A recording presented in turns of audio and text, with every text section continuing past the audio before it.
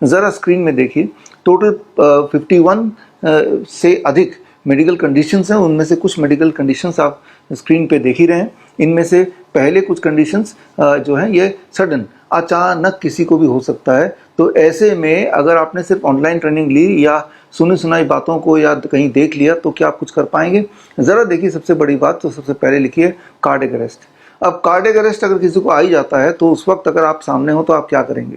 ये आप बोल ही नहीं सकते कि कार्डियक अरेस्ट किसी को आएगा ही नहीं आपके सामने, आपको नहीं आ सकता। आप देख भी रहे होंगे कि इन दिनों cardiac arrest is becoming so common.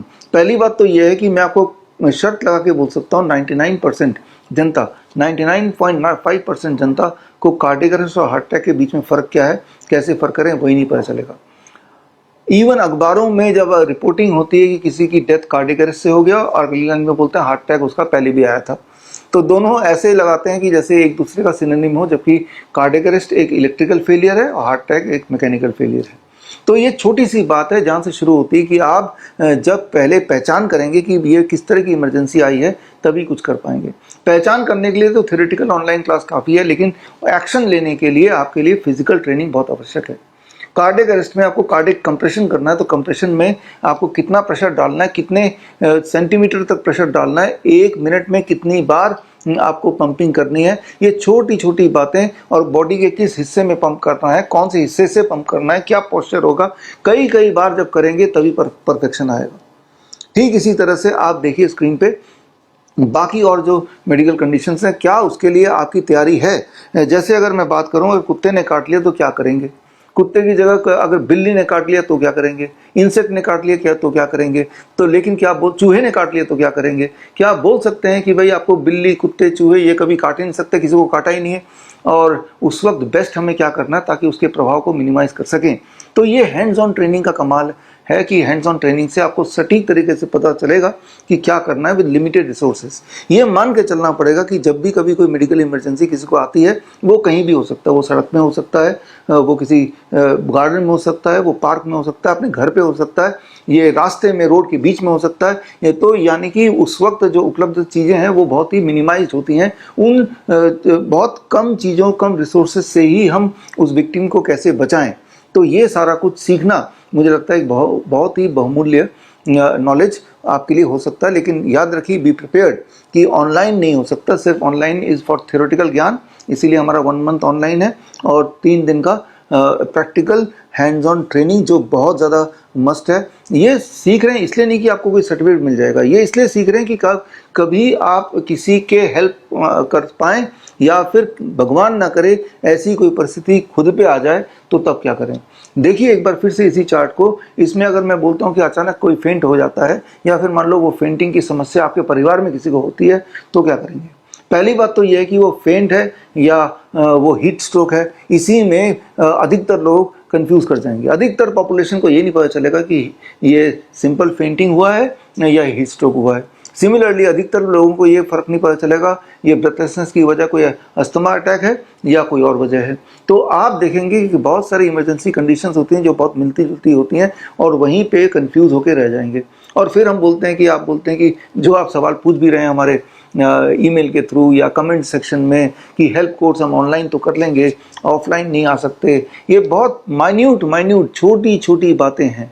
इन छोटी छोटी बातों को, बहुत बारीक चीज़ों को जब आप समझेंगे तो आप जानेंगे कि ये टेक्निक कुछ ऐसी है। मान लो किसी को चोकिंग हो जाती है, ऐसा आप सोचिए कि एक छोटा बच्चा वो कुछ भी मुंह में ले लेता है, अगर कोई कॉइन लेके उसके गर्दन में अटक गया, अब अगर अपने 4-5 मिनट के अंदर कुछ किया नहीं, उसको निकाला नहीं गया, फिर वो मर जाएगा।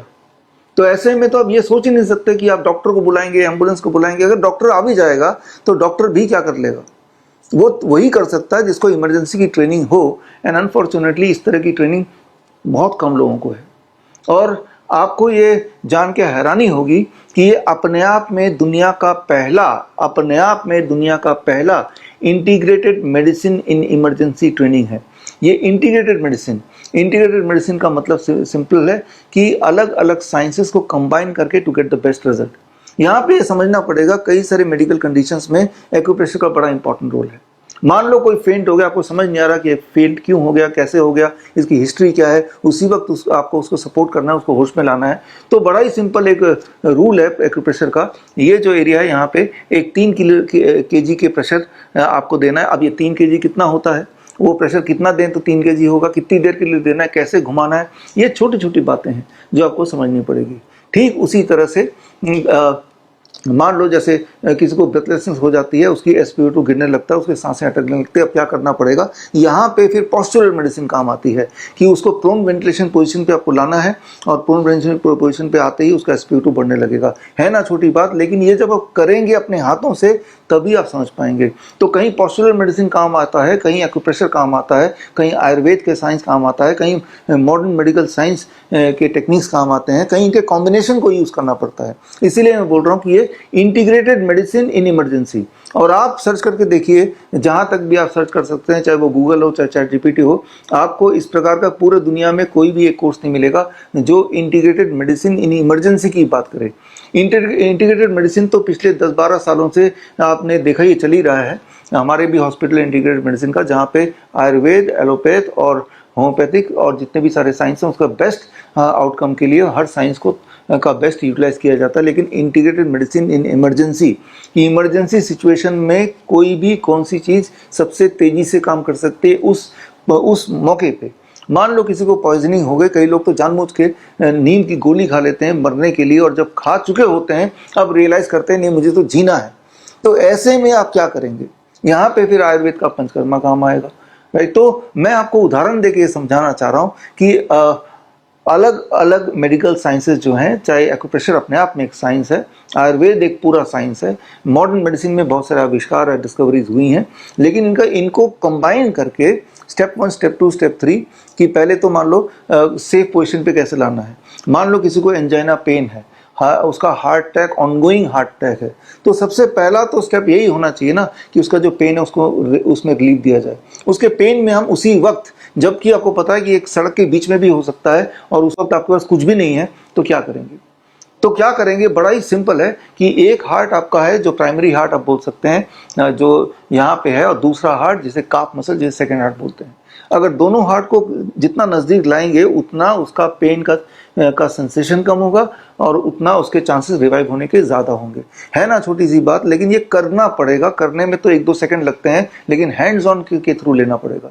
तो ऐसी परिस्थिति जब सबके हाथ पैर फूल जाते हैं, ऐसी परिस्थिति में सोच के देखिए कि ये नॉलेज तो आपके पास है और ऊपर से हैंड्स ऑन ट्रेनिंग भी है, कॉन्फिडेंस भी आपको है, और अब आपने ये किया। कुछ पल की बात होती है, कुछ मिनट की बात होती है। वैसे तो मेडिकल साइंस में इसको गोल्डन आवर बोला जाता है, लेकिन अधिकतर परिस्थितियों में घंटे नहीं होते, अधिकतर परिस्थितियों में कुछ मिनट होते हैं, 3-4 मिनट से लेकर 10 मिनट। जैसे कार्डियक अरेस्ट किसी को आ गया और 10 मिनट के अंदर आपने उसको रिवाइव नहीं कर पाए, तो दुनिया की कोई ताकत उसे रिवाइव नहीं कर सकती, जिंदा नहीं कर सकती। कार्डियक अरेस्ट का मतलब होता है डेथ।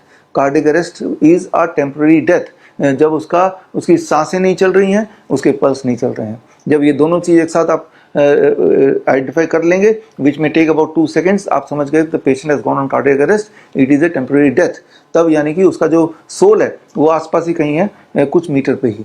ऐसे में जब कार्डियक कंप्रेशन करेंगे, करेक्टली कार्डियक कंप्रेशन करेंगे, CPR नहीं बोल रहा हूँ, कार्डियक कंप्रेशन बोल रहा हूँ, जब करेंगे तो उसके रिवाइवल के चांसेस काफ़ी ज़्यादा होंगे। लेकिन अगर एक आम इमरजेंसी डॉक्टर से भी आप पूछेंगे तो बोलेंगे CPR कर दो। अब CPR और कार्डियक कंप्रेशन में क्या डिफरेंस है, ये है ना एक बात। ये डिफरेंस आप पूछ के देखिए, जिनको आप समझते हैं कि धुरंधर है इमरजेंसी के, क्या उनको पता है what is the difference between cardiac compression and what is the CPR, cardio pulmonary रिसैसिटेशन।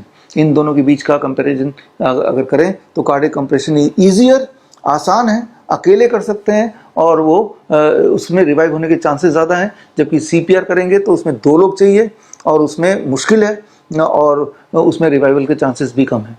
तो यानी कि अभी तक के जो प्रूवन साइंसेज हैं, जब से हमारा इतिहास है मेडिकल का, चाहे वो आयुर्वेद का मेडिकल की बात करें या मॉडर्न साइंस की बात करें, जो चीज़ें प्रूवन हैं उनका कलेक्शन है ऐसे 50 तरह के मेडिकल इमरजेंसीज में, जिसमें अलग अलग तरह के पेन भी हो सकते हैं या सडन कोई अटैक भी हो सकता है, तो उसमें आपको उसी वक्त क्या करना है to give a relief to the patient और द विक्टिम, और भगवान ना करे वो आप खुद भी हो सकते हैं। हम अपने आप को एक्सक्लूड नहीं कर सकते कि हमें तो कोई कुत्ता नहीं काटेगा, हमारा तो सिर कभी फट ही नहीं सकता, हमारे हाथ पैर तो टूट ही नहीं सकते। ये सारी अगर सोच है तो वो तो सोच एक अपने आप में एक नया इमेजिनेशन हो सकता है, बट ट्रुथ तो यही है कि इस तरह की परिस्थिति के लिए हम सबको प्रिपेयर होना चाहिए। एंड जबकि इस पे ध्यान किसी का नहीं है, ना ही इस तरह का कोई, अगर आप कोई ट्रेनिंग लेना भी चाहते हैं तो ऐसी कोई ट्रेनिंग अवेलेबल भी नहीं है ही नहीं पूरे दुनिया में। आपको ताज्जुब होगा कि सबसे ज़्यादा ज़रूरी जो एजुकेशन है, जिसकी ज़रूरत कभी भी किसी को पड़ सकती है, पड़ती ही है, और वही वाली ट्रेनिंग कहीं भी पूरे दुनिया में नहीं है। तो पहली बार इंटीग्रेटेड मेडिसिन इन इमरजेंसी के तहत help handling emergencies, life support and pain, ये 1 month online and 3 days offline training program है। ये फ्लेक्सिबल है, ऑनलाइन आप अभी कर लीजिए, ऑफलाइन जब आपको छुट्टी मिले 3 दिन के लिए हमारे डॉक्टर BRC मेडिकल एकेडमी में आके 3 दिन हमारे साथ रह के कीजिए।